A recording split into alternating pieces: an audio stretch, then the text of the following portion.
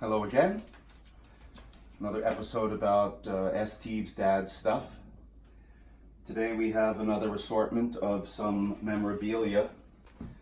Some pretty basic stuff. We've got super old and now curved graduated ruler that he would have used. We have a super cool nuclear powered slide rule. Two different scales in the middle. I always thought this was really cool. Have absolutely no idea how to use it.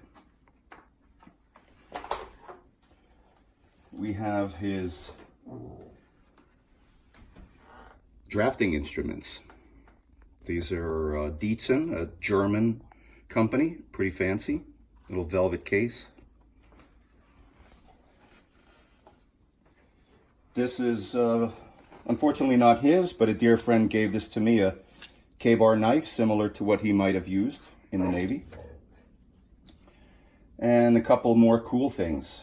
We have one of the ship's bells from, don't know which ship, but still pretty cool.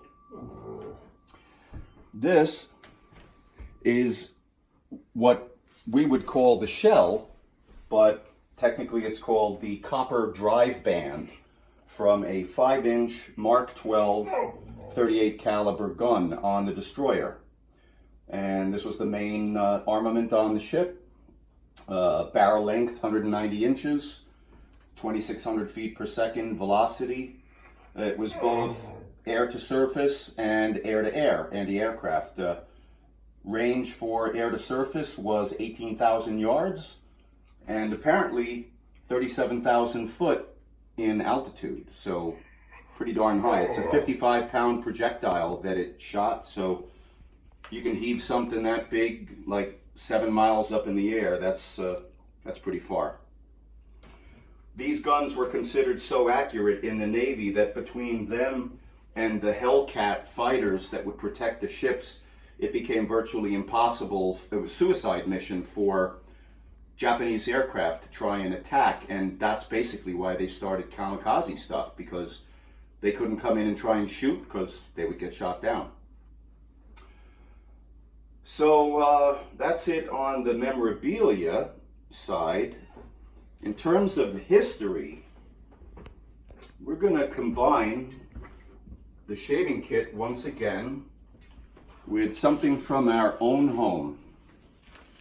So years ago, we did a little time capsule, and we have a piece of Wonder Bread from February 14th, 2011. And just like, it's not quite as old as the chapstick and the toothpaste, but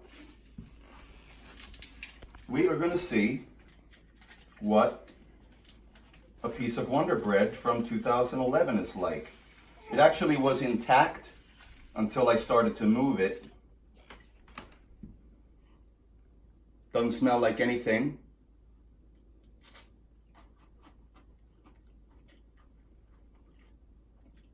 Tastes like crunchy stale bread.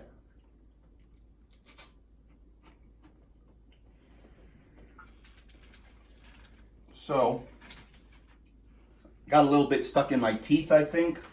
So, I think we need to try some of Dad's dental floss. He apparently preferred the waxed version.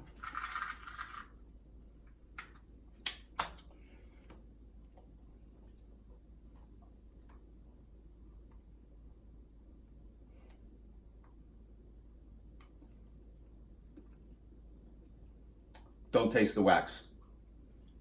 I guess it's gone.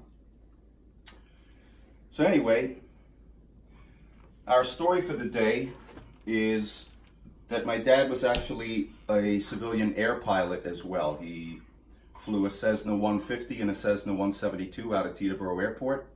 Used to fly with him a lot as I was a kid. One day, when I was about 10 years old, before we went out on a flight, he told me to go into the kitchen and take a bunch of baggies. There were no Ziplocs at that time. Took some baggies. He said, fill them up with flour.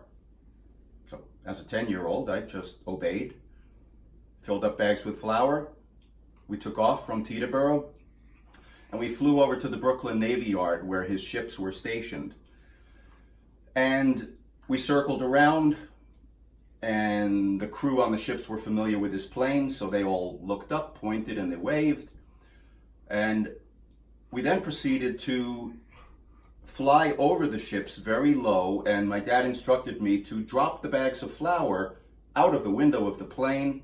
So we got to dive bomb the ships, and I would drop the bags of flour out. They would fall down, poof, on the deck of the ships, and all the guys on the ship were laughing and waving and looking up.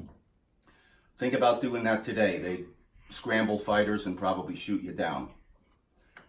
And there was also the time that he flew me under the George Washington Bridge with the plane, but that's another story.